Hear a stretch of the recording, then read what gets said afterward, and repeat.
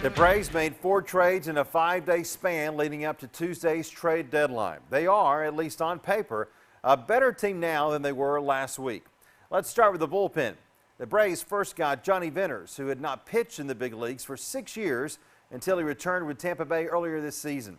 With Sam Freeman struggling as a lefty reliever, it's doubtful Venters could be much worse. And if Venters is half the pitcher he was when he was with the Braves before, it'll be a great trade.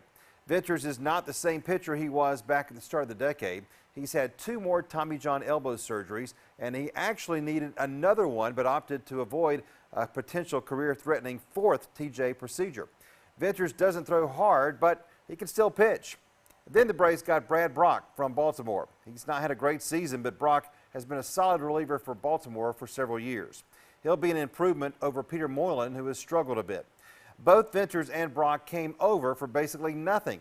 The Braves didn't have to give up prospects for those two, but instead traded international slot money. They've decided to not go crazy in the international market this year, so the Braves could afford to include that in these trades.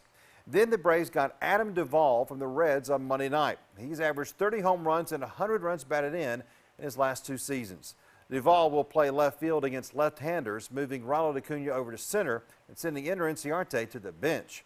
Inciarte has just not had a good season, and he's basically in a platoon. Duvall is also a very good fielder, and the Braves value good defense. Plus, he can play first base and third base. Then the Braves got Kevin Gausman from Baltimore. He's a 27-year-old right-hander who has not blossomed yet with the Orioles. The stuff is there, but Gausman has just not gotten over the hump, sort of like how Mike Foltynewicz and Sean Newcomb have this season. The Braves checked in with their farm director, Dom Chiti, and also Dave Wallace, a minor league pitching instructor, on Gausman. Those two were on Baltimore's coaching staff until a few years ago, so they were there when Gausman came up to the big leagues. If they had said, "Don't get this guy," the Braves would have said no to this trade. But obviously, they encouraged general manager Alex Anthopoulos to make the deal. If Gausman, his former pitching coaches, signed off on him, I'm fine with it as well.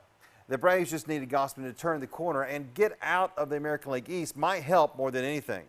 Gausman will join Folty and Newcomb, plus Julio Teheran, Max Fried, and Anibal Sanchez in the rotation. The Braves are better. They will be in this race for the rest of the season. They've survived a rough stretch here, and even though they didn't have a great month of July, they're still within shouting distance of first place. Give the front office credit. Anthopoulos did his job to make the roster better, and now the players just have to go out and play better baseball in August. The Braves are ahead of schedule in this rebuild, but since they have played this well, they might as well try to go out and make the playoffs. And the new players they acquired the last few days could help make that happen.